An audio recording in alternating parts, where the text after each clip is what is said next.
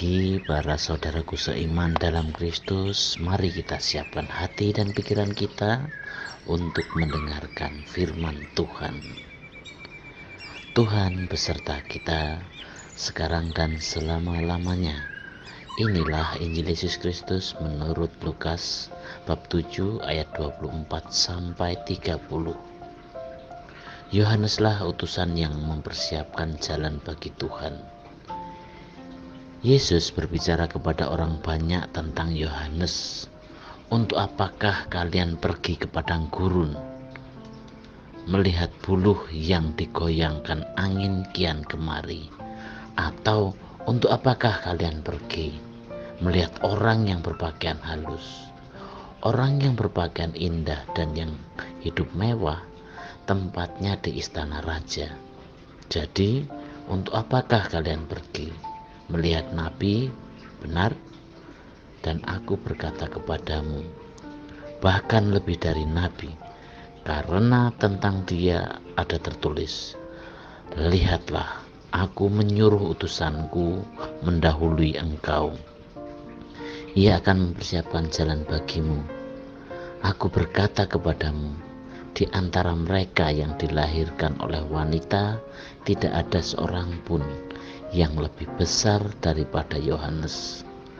Namun yang terkecil dalam kerajaan Allah lebih besar daripadanya.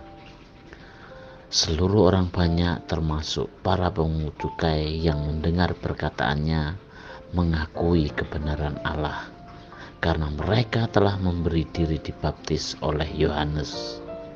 Tetapi orang-orang Farisi dan ahli-ahli Taurat menolak maksud Allah karena mereka tidak mau dibaptis oleh Yohanes. Demikianlah Injil Tuhan, terpujilah Kristus.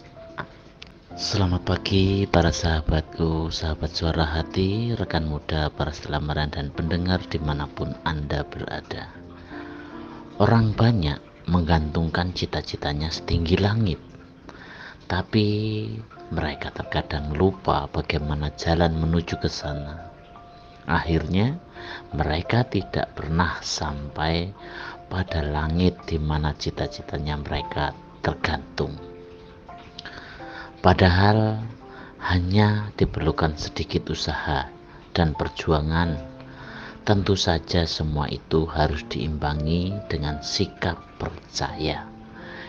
Dalam Injil Lukas hari ini menghadirkan bagaimana orang-orang Farisi dan ahli-ahli Taurat menolak maksud Allah terhadap diri mereka.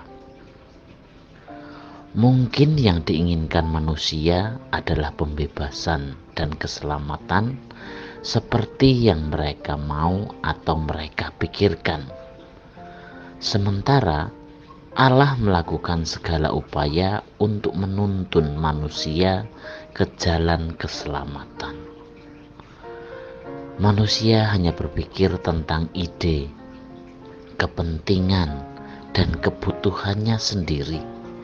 Tidak jarang rasanya kebutuhan kita memang hanya supaya semua masalah berlalu atau diatasi.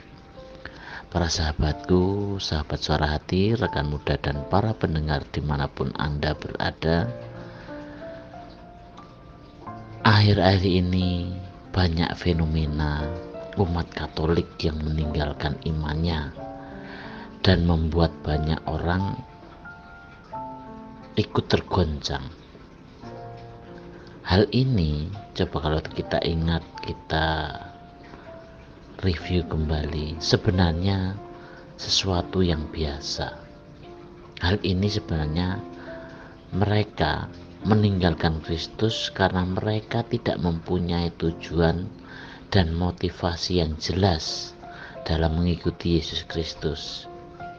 Jadi yang perlu dipahami dan dimengerti adalah kesalahannya bukan dari Yesus Kristus yang pernah mereka imani, bukan itu, tetapi mereka sendiri yang tidak mempunyai motivasi yang jelas dalam mengikuti Yesus, sehingga mereka mudah goyah, mudah digoncangkan, sehingga meninggalkan Kristus.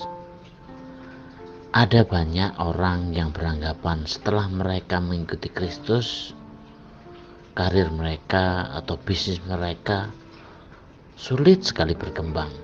Ada juga yang meninggalkan Kristus karena ia merasa terpojok, merasa dikucilkan di dalam lingkup masyarakat.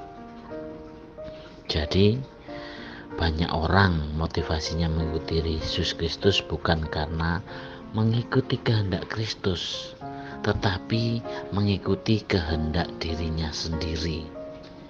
Ini yang perlu dipahami bersama, bahwa dalam Injil hari ini kita diingatkan bahwa kita harus punya motivasi yang jelas dalam mengikuti Yesus, agar kita memurnikan motivasi kita dalam mengikuti Yesus, bukan untuk mencari kemegahan, kekayaan, atau terpengaruh oleh hedonisme, konsumerisme, melainkan mengalami persatuan dengan Kristus sendiri. Kita mengikuti Kristus untuk mewujudkan kehendak Kristus.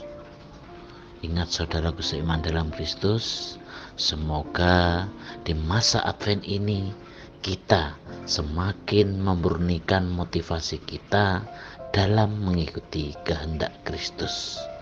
Demikianlah permenungan kita hari ini.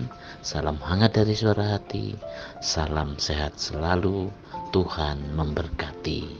Amin.